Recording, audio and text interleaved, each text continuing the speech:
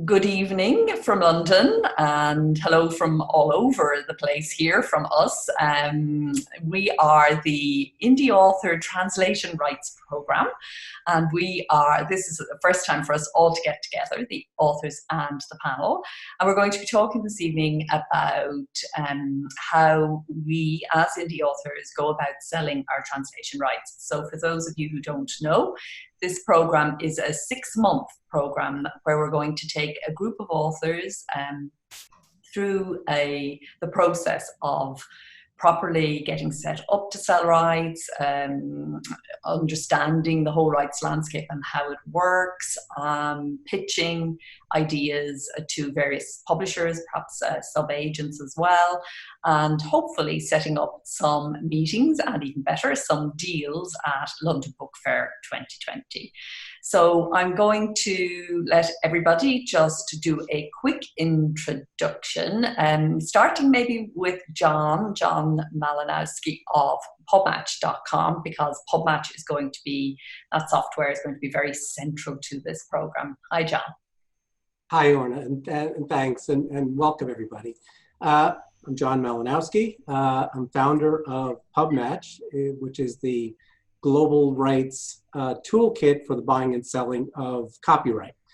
It was established in 2008 and has gone through many iterations. We've just completed our 2-year upgrade to the programming to make it easier for everybody, hopefully. PubMatch is a joint venture between Combined Book Exhibit, which is my company, and Publishers Weekly, which is the trade journal, trade publication out of New York. PubMatch will hopefully help all of you, the authors here on the panel, organize your rights offerings in various languages and territories, and be able to offer and negotiate deals through the PubMatch platform. It's a total automated system. There are no humans involved except for you and the people that you're dealing with. Fantastic. That's great. And thank you very much from us, because I think it's going to make getting everything in one place an awful lot easier. And the tool is really fantastic. So Ethan, can you just introduce yourself to the good folks here and tell them, you know, the role that you're going to play as we go through. Sure. My name is Ethan Ellenberg. I'm the principal at the Ethan Ellenberg Literary Agency.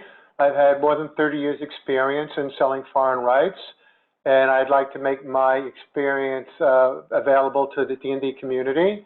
There are a couple of things that really stand out in my mind. First, it's a very difficult thing to do because there are a lot of people trying to sell rights. So don't expect any kind of easy time of it. Some of the key things to keep in mind are the international markets are very different and very diverse. There are markets that may not be interested in your property, period. It's a genre that is not published in a certain country, and there are other reasons why they would not be interested in it. So one of the best ways to get educated is to explore a key market and say, is this book being published in this key market? Who are similar authors that have had success? The really key markets to focus on, where the most money and success are, Germany, France, and Japan, China. Those 4 I recommend as being the ones you most want to enter. So you want to scope out those markets. And in the day of the internet, it's possible to actually get that kind of information. The second key thing is really preparing information that they will be interested in. And the things that stand out in my mind, list placements. They are very excited about bestseller lists, New York Times, Publishers Weekly, USA Today. That gets their attention. They are very interested in endorsements and in reviews. A real wealth of strong reviews and strong endorsements also gets their attention. And of course, they're very interested in sales figures. So anything you could show them there. So you want to, A, scope out the market. Is my book being published in this country? Who are the top authors? B, create a real profile that shows that I know what sells books, and I've aggregated all of the kudos and all of the success elements that I have. and to assemble that with my sales figures and be able to show prospective publisher what makes me attractive. Now, the final thing I want to say is, they mainly work through co-agents and scouts, and that is a complicating factor for the indie author. They mainly are trusting other tried and true professionals who are their co-equals, and those are the co-agents. And for an indie to pitch directly to a publisher is a new dimension, something that I can't claim any great expertise in myself because I've mainly worked through co-agents. So you have that going on. And then you have the scouts, which are also very hard to reach. Scouts play a very big role in this world.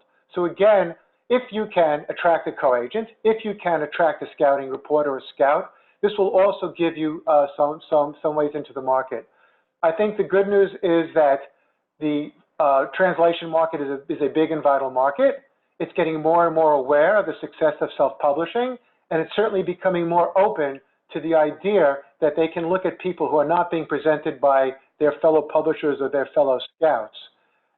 So those are all things that make it more possible. And again, the final note is kismet, happenstance, things just happen sometimes. If they come looking for you, that's the best case scenario. That's really what you want. And we are certainly seeing that where rights buyers are reaching out to indies who have identifiable success, particularly on Amazon, I think, mainly, if not exclusively on Amazon, because that's the most visible form of success. But we know that we have lots of members who are successful in other ways. So, maybe reaching out from the author to the buyer or to the intermediary is the only way we can do it.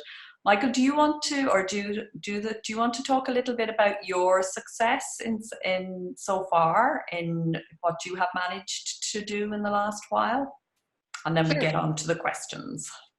No problem. I'll take over this section. As you know, Mike has a bazillion things going on, so I pretty much focus on the right side. Since the last time that we spoke, when we were in Shanghai, we have contracted the rights for Italian rights for one of our authors. So I'm really excited about that. It was actually one of those kismet where they reached out to us. But a couple of things that I did that I think are important for us to share as learnings is the fact that I do a lot of due diligence. And so that was one success where I followed up, found out who the company was, make sure, on the internet, somebody can claim that they're so-and-so, right? So I did due diligence, I negotiated with them. And so I was able to get a 30% uptake on the upfront. I negotiated the time frame, and so it was really a smooth process overall with the individuals from Italy. We also had another individual approach us, a company that is established, I presume, in Germany. And I think, as was previously mentioned, one of the key things is that when you're dealing with international rights, you have people from different communication styles, I would say. And so this particular company happened to be German, and which is a very direct style.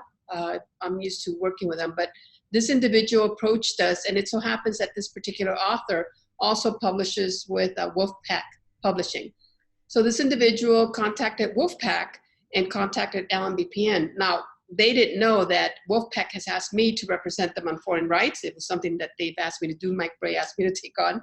And so he hired me without even asking me if I wanted to be hired.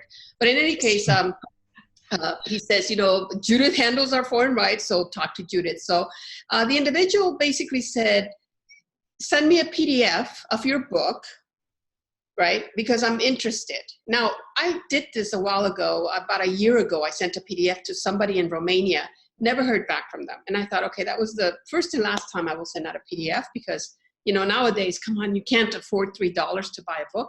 So in any case, this particular individual contacted us.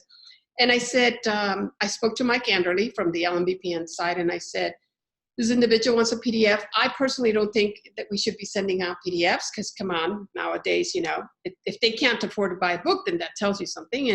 And I think that we need to do due diligence with them. And Mike Anderlé supported that. Mike Bray, on the other hand, said, just send them the PDF, And I said, okay. I said, we should do due diligence on them. He says, no, just send them the PDF. I said, okay. Well, it turns out he sent it on his own. Long story short, this gentleman got the PDF from Mike, and they said, okay, I read the PDF. it's a great author. Now, Judith, I want you to send me the PDF for the book that LMBPN handles. So I said, hey, listen, before we do that, why don't we talk? Let's just talk live, let's talk. I'd like to meet you and learn more about you. And he said, well, no, my English is not very good. So I said, okay. I said, well, listen, we're going to be in Frankfurt. We just happened to be in Germany around that time. We're going to be in Munich. We're going to be, in Berlin. We have somebody who's German because our German translator was going to be with us. Maybe we can meet with you in German. And he says, no, we're going to be out of the office around that time. I said, okay, well, maybe we can meet in Frankfurt. Now, by this time, it gives you an idea that this individual was being evasive compared to the other Italian rights where it was very smooth and a lot of the questions were answered. And this individual said they would be in Frankfurt, but they didn't know what their calendar was like.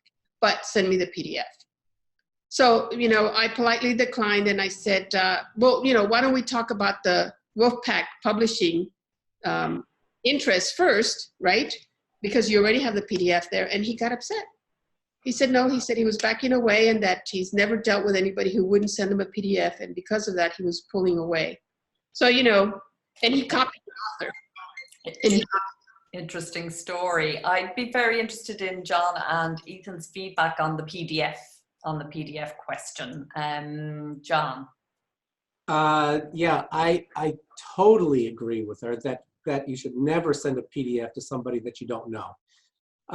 What we're doing on PubMatch with John Wiley and Sons is for every title that they have on PubMatch, which is close to about 100,000, they have uploaded with our help, a PDF of all of their books. And we're showing 25% of that book from the beginning of the book. Wiley understands, and most people understand, that no one is going to read the whole book, unless it's a children's book, obviously. But all they really need is a sampling of the style of writing, the table of contents, some images, if there are any in there. And so what Wiley is doing now is, instead of sending PDFs to people that they don't know, they send the link to that title on PubMatch, where they can click on the link for a look inside the book feature and read 25% of the book without any fear of piracy or anything like that. So, if once you guys are on there and you list your books, it's highly recommended that we upload the PDFs or EPUBs to the system so that people can read a sampling of the books. So that's my right. So this is one of the ways in which using PubMatch makes life easier. Any thoughts on that question, Ethan? Anything else to add? You will always encounter some sketchy publishers out there, and that's troubling. We've dealt with some people who never paid the advance, and the whole world of piracy is a very important and interesting question away. I'm not sure you need to focus on that particularly. I certainly think there are things you should do to guard your intellectual property, but I think for the most part you'll be dealing with sound actors. Due diligence is required really no matter what. Unfortunately, a pirate can get your book no matter what you do, and that's something we're all living with. The countries with very strong legal systems obviously are safest. The publishers and others are trying very hard to police piracy. I can't tell you my experience simply sending a book has triggered a particular event, but we have had pirates and we have been, our copyrights have been invaded and we've had to chase them and our co-agents have chased them. And so it's a real muddy area. The most interesting story I would relate is in Russia, almost every single book has been pirated. And the reason why the Russian publishing system works is because your average Russian, if there's such a person, would rather buy something and own it legally and play fair and not deal with the dark web and potential piracy and potential criminal exposure for themselves. In other words, they would have their data stolen, then go into the dark web. The people who will take illegal properties do it, and they are outside of our normal means of commerce, and the people who are in the normal means of commerce would rather buy.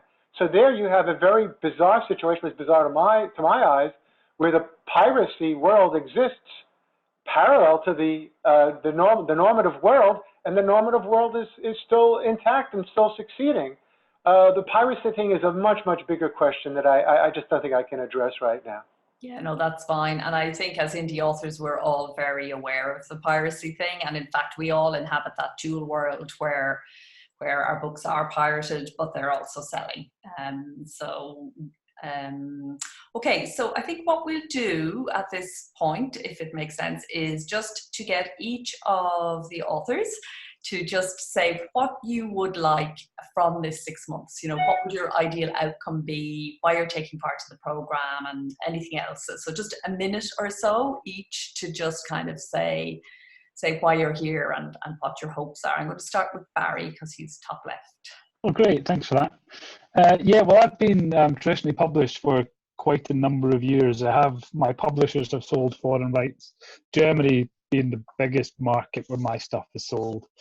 2016, I started dabbling in indie. I'm now fully indie. I have my own publishing company, as well as publishing my own books. We're looking to start publishing other authors. We actually published our first one in October. So as part of that, both my own work and the work of the other authors who we're going to be publishing, I was really keen to try and get out there into other territories. I'm a big believer in when you write a book, as I know you are, Orna, you create an IP and you can try and exploit that IP in as many ways as possible. So we're doing audio, obviously. We're doing comic book adaptations of my own science fiction series. And foreign rights seemed like an obvious extension of that, and something which I haven't been exploring beyond my traditionally published work until now. Okay, fantastic. Joe? Yeah, I mean, I've written travel memoirs. That's principally the genre writing. I'm a little bit worried that maybe the Brit-centric, too Brit-centric. Having said that, I've sold Estonian and Polish rights. So I'm guessing, there is an appeal beyond the Brit shores. I think so. I'm not a Brit. Okay. But it's not. I mean, it's actually not just that as well. I'm also I've inherited the literary estate of my uncle, who has quite a few interesting titles. So I've been interested to see how far we can take those along the foreign rights. And are they previously published? They are previously published, so we're just investigating what rights we still have, what we can use, what we can't use. But yeah, that would be interesting for me as well. That's great, and I think that actually will be interesting to explore as we go through this 6 months as well, and that whole thing of looking at an estate and also getting the rights, having the rights, and say on previously, trade published books, do you want to get the rights back and try and do the translation work yourself if they're not doing anything on them, and how easy or whatever that may or may not be. Dakota. Dakota, yes, me? No. Oh, either of you. I think Danielle's going to take this one. Sure. Okay, sure. Well, we've been full-time in this business now for over a year, about a year and a half. And so we've established ourselves within Dakota's writing and within our companies, which has roughly 10 plus authors now, which we're at a point, like Barry mentioned, where we're trying to expand. We're trying to increase different revenue streams, essentially. And so foreign rights is definitely one of the key ones. I'm very naive in this, so I'm learning as I'm going, and I appreciate everyone's help. But we're very much so looking forward to expanding our options with my husband's books and with our company's books. Basically, fantastic. Find ways that we do things now and do them better and expand services. So great, fantastic. Skye. Sorry, I had to unmute there. Well, it's pretty much what Barry said. I've done audio for most of my books now. That's been the first step. And now the next natural step, just to expand on the portfolios, to do international rights. I've translated 2 of my children's books myself. I'm bilingual and grew up in Germany, so I've got that advantage, but my grammar is terrible nowadays. So I wouldn't be able to do that with anything long. But I do have the advantage of having that second language for advertising. And as you said earlier, the the kind of communication style is very different. Germans, for example, are a lot more direct, and I've lived in several different countries, and every country has their own little cultural differences that you have to be aware of. So having that background, I'm quite careful with how to proceed, because you can very quickly offend someone or destroy any bridges that could have been there because you do a little mistake that isn't really like major in your opinion, but it is in theirs. Yeah, very interesting, the cultural differences. Mm-hmm. Sasha. Sorry, I also had to unmute myself. So I guess I'm kind of here representing those who are looking to do this, not necessarily immediately, but in the not too distant future. So I would like to understand the process, be able to turn that into something that we can then share for the whole Ally membership, and obviously the 20 Books membership, and the wider indie community, really. Is that enough? That's enough. That's marvelous. Okay, so before we get to the questions, which again I'm sure you have, does anybody want to? Oh yeah, I should say that I'm also going to investigate an alternative option, which is this new AI translation, which kind of does 75% of the work, and then working with a translator who will tidy that up, if you like, and make it all nice, and then looking at loading it up on the German stores as an indie and putting some auto ads up and just seeing how that compares as in terms of work, effort and everything else, compared to taking this route just for the sake of the information, really. I don't know if anybody else has done any of that already or investigated any of that, but before we get to questions, if any of you have anything you'd like to offer, something you've picked up along the way, something that you know about this whole rights world or this whole translation world, or anything to do with the area that we're talking about, now is the time to kind of offer that, or are we all here to ask questions and learn? The only thing I would add to what we've done so far is our Spanish. So we've got translations in German, which, as Ethan had mentioned, German is very strong. Our Spanish translations, we're definitely perhaps stubbing our toe a few times. Judith can speak to this more than I can. But it just seems like perhaps our genre, this science fiction and fantasy, and particularly in this case, paranormal sci-fi, isn't very strong in those countries. And then you have a bifurcation, or I don't know if that's the right word, for all the different types of Spanish. And I'll let Judith mention anything else beyond that. Thanks, Mike. I think to Ethan's point earlier, knowing your audience and knowing the genre that they are keen to is key. In Latin America, there is a cultural difference between Latin America and Spain. And there's also a difference in the Spanish that's spoken. And so if you publish your book in one or the other will take offense somehow. So it's really a thin line that you have to walk. But when it comes to sci-fi, we know that there's a niche and we know that there's a group, but we're still actively seeking that group because they appear to be hidden.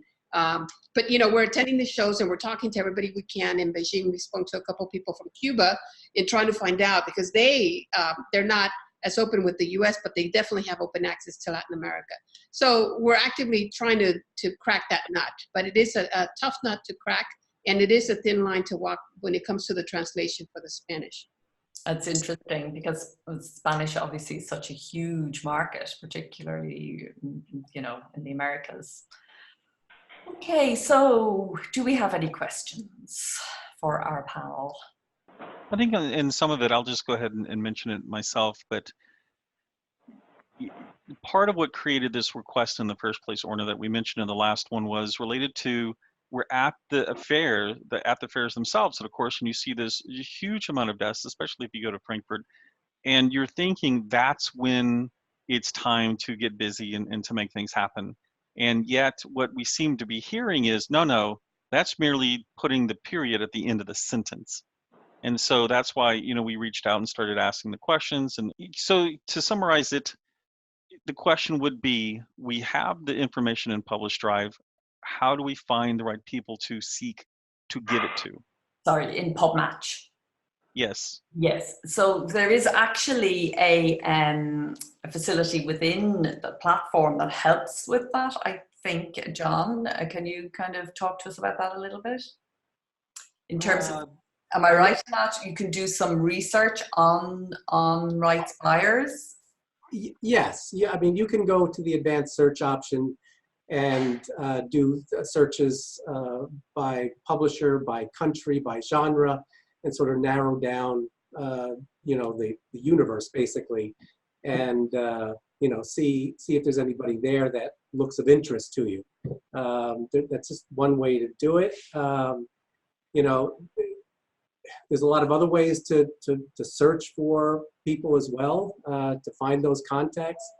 And oftentimes, when we have new people coming into our USA Pavilion around the world who are new to international rights, we tell them you need to have your ducks in a row before you get there. If you don't, and you go to someplace like Frankfurt or London, you're going to be lost.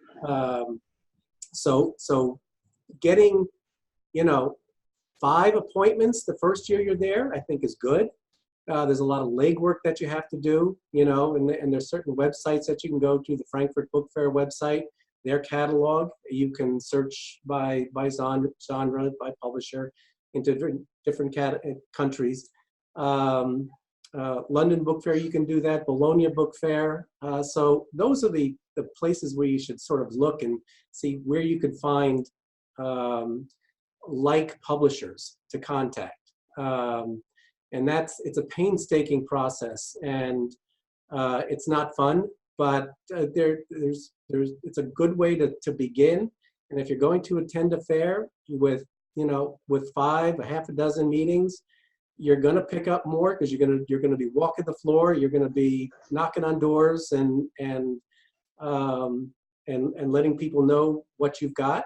Another thing we always tell new publishers is to go to the publisher associations of various countries: Spain, Mexico, Argentina, France, Germany, and go to the reception desk and say, which publishers are publishing in your type of genre? And they can give you a number of companies within that collective, which are usually quite large, that you can maybe try to get an appointment with. That's the first thing. So once you get your foot in the door, you can start talking with these people. And naturally what happens is publishing people are very friendly. And oftentimes they'll say, well, you know, maybe I'm not the right fit for you, but I know of a company that you might want to talk to. So it's all about networking and going to the next level and getting that information on which publishers that might fit your platform, basically. So Orna, along those lines, for Frankfurt, for example, I started looking at the catalog in September, and it wasn't up yet, so it took them a while. Finding the catalog is a battle unto itself, but once you've conquered that one battle, then you look at the myriad of exhibitors, and I was able to narrow down based on different prompts that you put in there: sci-fi for us, fiction, and I found out were commercial fiction versus literary fiction. But I had 60 pages, and every night it was my homework. And whenever I had free time, I would go in there and send out. I've put together an introductory email, both for LMBPN and Wolfpack, you know, my adopted publishing company. And Foisted. Exactly. Yeah.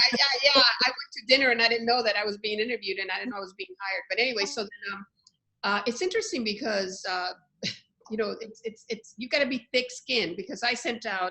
So out of 60 pages, there's 10 companies within, you know, and all over the world. And I've gotten, to John's point, maybe 3 responses, and now I have 3 scheduled meetings out of that whole homework. But it was a long time. It's painstaking, and I did have one saying, listen, we don't have time to meet, but send me your catalog.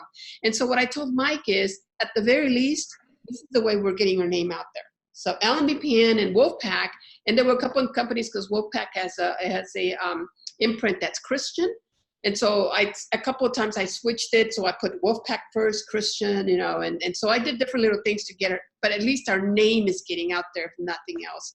And I did get those appointments. So. I think these are really good points. I think it's really important to realize that what you're essentially doing when you go into this rights world is you're stepping back into the world of trade publishing if you've already stepped out of it, or you're stepping into it for the first time if as an indie you never had the pleasure before. And so rejection, being ignored, not getting answered, all of these things are just absolutely par for the course. They're nothing personal. They don't tell you anything about your book, your project, or anything else. I think as indies, because we already have a following, we're maybe not as likely to be derailed by that, but still it can be quite wearing to be constantly trying to make something happen and not getting an awful lot back. At the beginning is the hardest. And so this is what Jude is saying and is absolutely right about, I think. That first couple of conversations that lead somewhere, and then people begin to know who you are and begin to go, oh yeah, that's who that is. And as Jon said, people point you in different ways and so on. But at the beginning, so what we are going to ask you to go away now from this meeting today and to begin to compile your lists. And I know that Michael and Judith are going to Frankfurt, and Jon, you'll be there as always, I presume. Is anybody else going? I'll be in Frankfurt. Yes, you go all the time, don't you? Yes, I go every year. Yeah. So, in terms of, we started this, to pick up on Judith's point, we started this now in September 2019 with a view to getting maybe some deals, but certainly some meetings in London. And Frankfurt can be a preparation for London in that way. So doing some of the things that Jon talked about at a book fair, you could do those at Frankfurt with a view to going home then with your lists from your publishers associations or whomever, and working on those between now and London. But you can do an awful lot now virtually, which you couldn't do, say, 10 or 15 years ago. So, Ethan, do you have anything to add in terms of how people would compile a list of good targets? Well, not really. I mean, it really is Internet Detective. I mean, that really is what it is. Through the Amazon sites, you have access to the actual almost total publication of what's going on, Germany, Japan, Italy, etc. So you really have a wealth of information. I think you need to have a laser-like focus on what you are publishing and who might match up with you. A lot of this is speculative, but what you really want to do is handicap your speculation. As full-time authors and full-time publishers, you have to really think about how much time you want to spend on this and how you want to go about it. So I would focus on key markets that match up with you. Germany, Japan, China, France, are they the markets that you fit? And I would really focus on them. One sale is a very big deal. And I think that's where I would start. You've got to find the publishers that publish your kind of book. The only other thing I'll say is, when you are at a book fair, wandering around and seeing who's doing what is a very good strategy, because that's really, the internet is a little bit of a keyhole, but a convention is very much a marketplace. And you can wander around and you can see things, and certainly you're going to see things that you can't see through the internet. You're going to see some small publishers that are there for the first time, and you're going to see who's starting a new line and who's retiring a line. And you might be able to get better market information. And I think that's really the way to do it. If you are working in genre, if you're working with a certain kind of book, it's just as important to eliminate the countries where you don't fit and where you're not being published as it is to focus on the ones that you are. So I think it's a combination of those things. Really do enough due diligence to locate a country and the publishers that do the kind of book you're going to do. Very much try to approach them prior to any convention. Don't be surprised if you can't get an appointment, but do show up at their booth and try to strike up a conversation. I mean, I'd be friendly, but also be considerate. They are there to see a lot of people, and you don't want to annoy them and sort of make yourself unwelcome. But there certainly is a chance that you can get a business card and you can get the name of an actual person and an email address that will open the door. That's better than some web address. So all those things that I think are worthwhile. Fantastic. Okay, folks, questions? I've got. Oh, go ahead, Barry. Oh, thanks very much. It was just really, I mean, I suppose it's for John and Ethan. It was really, do you see any genres or trends in particular that are doing really well at the moment? I'll let Ethan take that. Well, you know, it's a question that no agent likes because things change very quickly. Yeah. Genres fill up and they stop buying. I'll say this. There are genres that have permanent presences in each of the international publishers. I'm very knowledgeable of science fiction fantasy, so I'll start with that. Science fiction has a worldwide audience. It's relatively small, but it's relatively permanent. And you will have science fiction buyers in France and Germany and Japan and China that are always out there. And so that is a genre that you can always depend upon for interest. There are other genres that enjoy boomlets, but the problem with that is they get crowded very quickly. Female suspense. Yeah, there have been some mega hits worldwide. There's a lot of interest in that. The problem with that is they buy from the top of the bestseller list. So who's going to buy your book? So those are really the interests. I think, you know, you have to be the best you can be. You have to look for a legitimate partner, and you have to focus on that. I don't really believe you could follow trends in publishing. I really don't believe that. Okay. Any other questions? I'd be curious also if we go to these events from the standpoint of acquisition. I mean, I know that generally speaking, we're all talking about selling, but from the acquisition side as well would be interesting. Yeah. Is that something you're thinking about doing? Is that something you're exploring? Oh, absolutely. Yeah. Yeah, we've done this before. Judith and I have walked through some of them, and we've approached. But I think that and Judith has more experience because she's willing to actually go up and say hi and talk to the people, and I just want to stand over in the corner and wish they could just read what I want from my mind. But can I just something I was wanting to chip in? It's not actually a question really, but talking about publishing associations earlier on, we joined Publishing Scotland recently, and I discovered, to my delight, that Publishing Scotland has a translation fund where they will, if a foreign publisher takes on a book from a member of Publishing Scotland will pay the translator's fee to translate that book. So it might be worth talking to your local publishing associations and see if they offer anything similar. Fantastic. What if you're someone who has a really bad Scottish accent? Can you still join Publishing Scotland? Yeah, you can give it a try. I'll vouch for you. Although I have heard your Scottish accent and it is appalling. Well, you know, Barry has put his finger on an important element of this area, and that is the high cost of translation, the relative high cost of translation. You know, one of the barriers to entering translation and audio are the fact that, I mean, many translations start in the $8,000 range for German and Japanese translation, Chinese too. So it's not an inexpensive thing for a book to be translated. It's an expensive proposition for many publishers.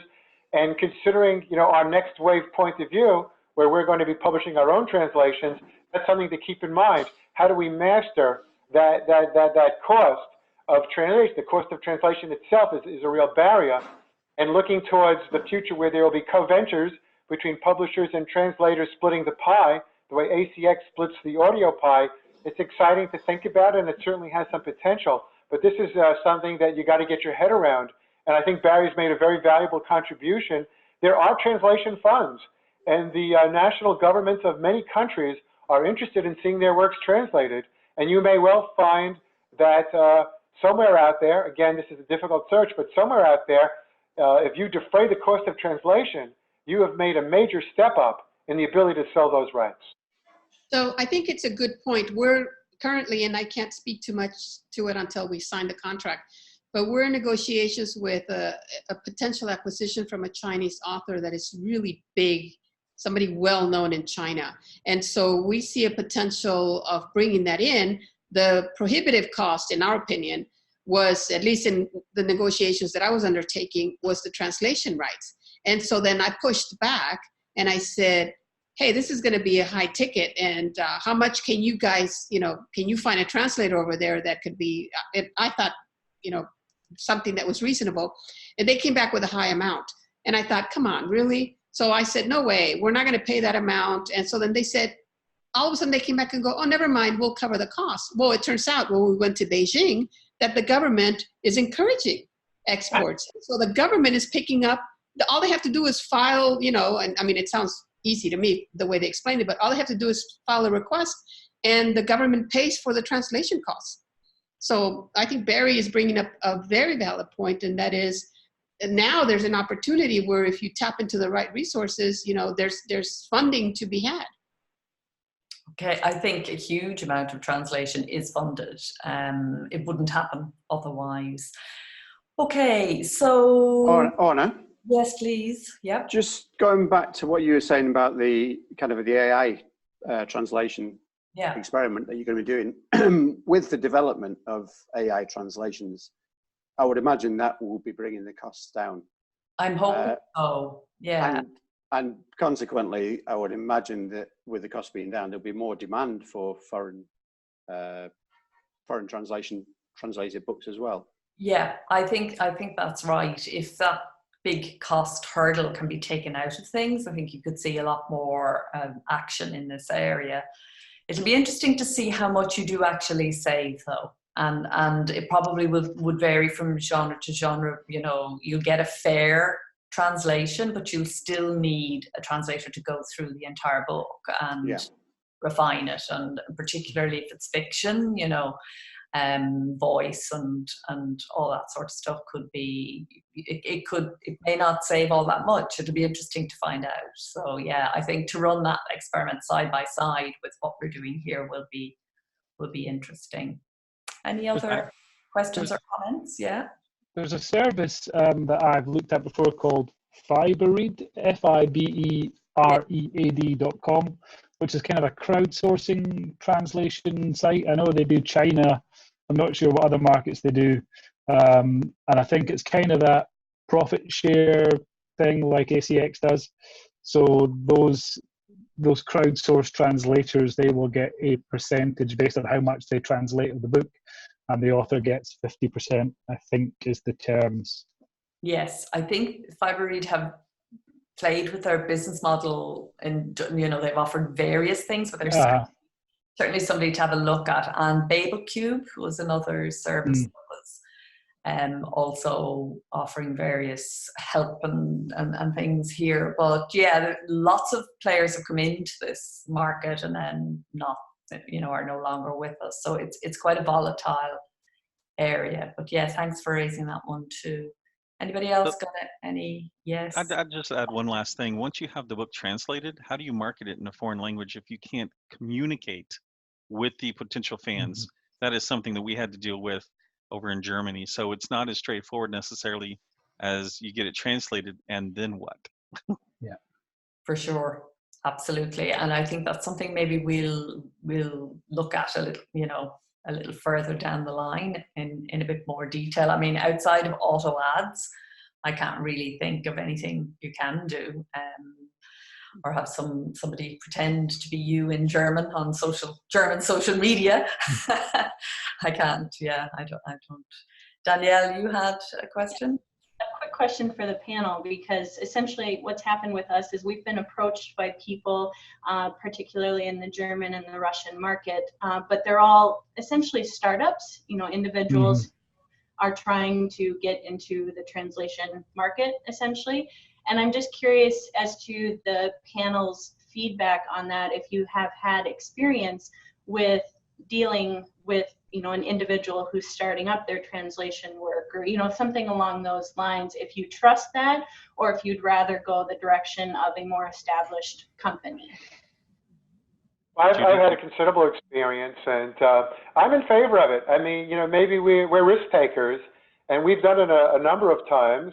I even had a situation where my co-agent refused to take the deal, and I had to take the deal directly. I said, well, if you're not going to do it, we're going to do it. And that worked out great. I won't name the country or the agent, of course, but we decided that this startup was worth our while, And this company has succeeded. We're doing very well with them, and we're happy about it. We've taken a number of chances in France and Germany. We're happy with the results. There are slow payment issues for sure. A couple of people walked away from deals.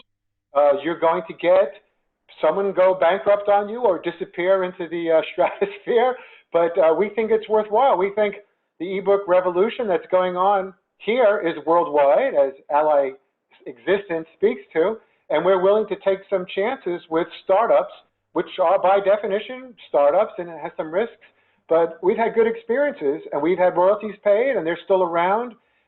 Due diligence, yes. Don't be crushed if something goes wrong, but if you structure the deals properly, remember, a lot of these deals are 1 and 2 and 3 year deals. You know, even if they go bankrupt, the license will have expired, which gives you full legal title back to your property. You don't even have to worry about any kind of court or legal kinds of stuff. Keep those licenses very short. Manage your expectations, but I say take some chances. I think it's a very valid and good way to get going. The difference between the licensing deals, right, versus the translation is really, to Mike's point, the question of, okay, who's going to market? Because on the licensing side, obviously, you know, you're licensing it and then they take on the marketing. And I think it speaks to Ethan's success in that end. If you're going to undertake the translation yourself, then I think part of the question should be, great, you offer translation services, but we would need marketing help as well. Can you also provide that? Because whether they can or can't, they might know someone who can on their behalf. And that's the way you might want to start thinking about it, because we've been successful in Germany through somebody who approached as a fan, but he's undertaking the marketing himself. So although he doesn't claim to be Mike Anderlé, he does speak a lot on our behalf, but he is in constant communication with Mike. And so having that marketing arm is key. In Spanish, we do have that marketing arm, but unfortunately the market itself, like we have, you know, over 200 and something followers, which doesn't sound like a lot on Facebook, but they all share and they all like and all this, but nobody actively participates. And our moderators from Venezuela. So it's not that I'm undertaking my Spanglish from, you know, growing up in Hollywood. It's actually somebody from Venezuela who speaks native and is able to communicate colloquially. And even then they're not participating as much as they do in the German side. But having somebody market for you is also going to be part of the arm that you need to undertake if you're doing the translation yourself. Great. Okay. I've been wondering whether it's better to focus on 1 or 2 particular series, or whether you should focus on, or like try it with all your books, depending on what genre or kind of type of story might be more interesting for different countries. Well, I would recommend you focus on a single title or a single series. Take your absolute bestseller, put everything behind that. Your breakthrough is not really going to come on an author recognition basis in an early stage situation.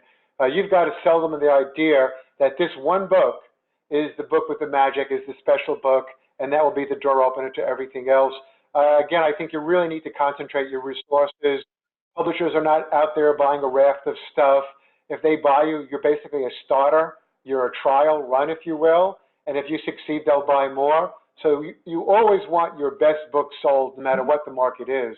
I think that's almost a truism for the publishing business. Great. Great question, great answer. Okay. Are we happy then with our next steps? Sasha, do you want to kind of talk through the homework? So what we're kind of hoping that people will do? Was that on the file? No, sorry. The file, what, sorry? On the agenda, did we outline the homework? No. The homework, yes, we did. So let me just open it again. So there's a couple of videos that we would like you to watch. The first one we've already mentioned is the pub match one. I know that there were some issues accessing that. I will check afterwards. I'm pretty sure that we sent the YouTube link, but if we haven't, I will make sure that that is resent. So that's the video that Jon mentioned that will give you a grounding in pub match. And then also there's quite a bit of good information, just basic rights information, and it'll be good to know starting off.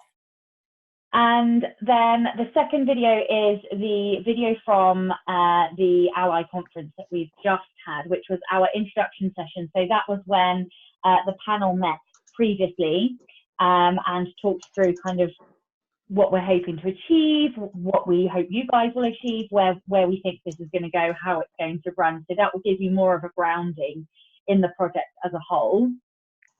And again, I think I have something you should link, but I will double check.